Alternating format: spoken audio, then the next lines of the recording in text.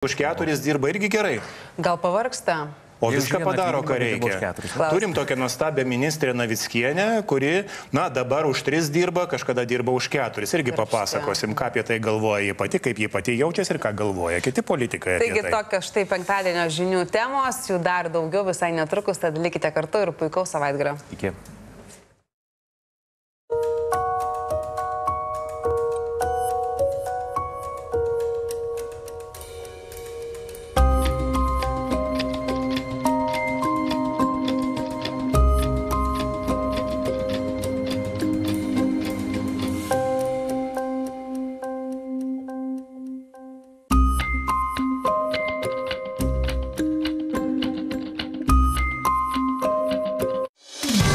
Labas vakaras, Salanka žinios apie svarbiausius penktadienio įvykius. Kviečiame žiūrėti. Aš Gintaras Deksnys. Ir aš Adomas Grinius su sportu. Pirmiausia, trumpai kas laidoje. Verslininkai įkando valdžiai, kad ši tik dabar pastebėjo šalies pramonės galimybės daug gynybos priemonių pasigaminti pačioje Lietuvoje, neprastesnius už iranietiškus dronus ir lazerius jų taikikliams. Deja, nesulaukia nei pinigų, nei naujų įstatymų.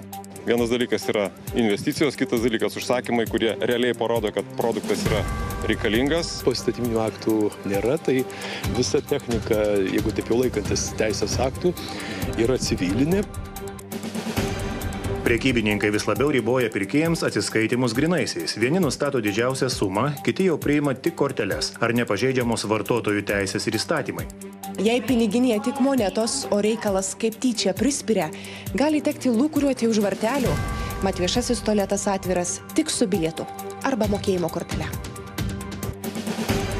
Monika Navickienė ministrė, kuriai nėra lygių. Šiuo metu ji, būdama socialinės apsaugos ministrė, dirba jau ne tik ir už švietimo ministrą, bet dar ir sveikatos. Yra sėdėjusi ir ant 4 kėdžių, įskaitant pačios premjerės. Bandau spėti.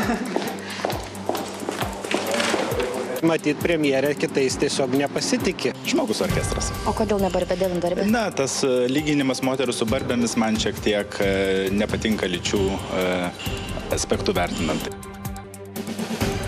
Kaunas rado būdą, kaip spręsti mokytojų trūkumą. Šveicariškų pavyzdžių pedagogo profesijai rengiami jau 9-okai ir 10-okai. Pradinukam labai įdomu, tarsi nauji mokytojai, jauni mokytojai. Pojūtis yra, kai tu žinai, kad tu pakeitei jauno žmogaus gyvenimą ir iš tikrųjų palyginus toks, ypatingas.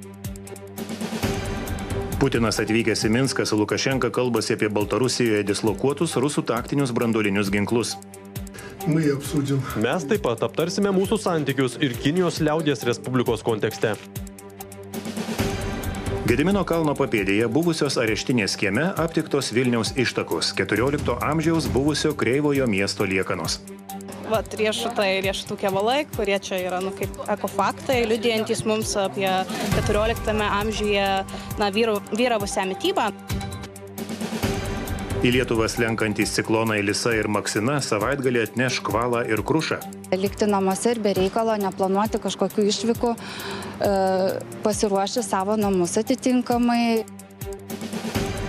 O Lietuvos krepšinio olimpinės rinktinės sąrašas paskelbtas naujame sportininkų sveikatos priežiūros centre. Tarp 14 pavardžių ir NBA žvaigždės. Tikslas tik olimpiada, nors planus kažkiek jaukia gana ankstyvos datos. Pirmame etape neturėsim turbūt iš pagrindinių komandų žaidėjų.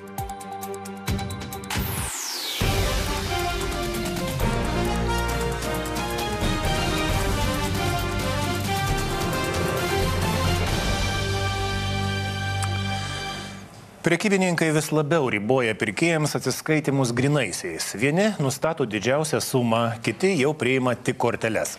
Tačiau visuomenės apklausa rodo, kad poreikis mokėti grynaisiais iš gyvenimo nedingo. Ar verslas nepažeidžia pirkėjų teisių, domisi Gabrielė Grigošaitytė. Mažas informacinis plakatas papiktino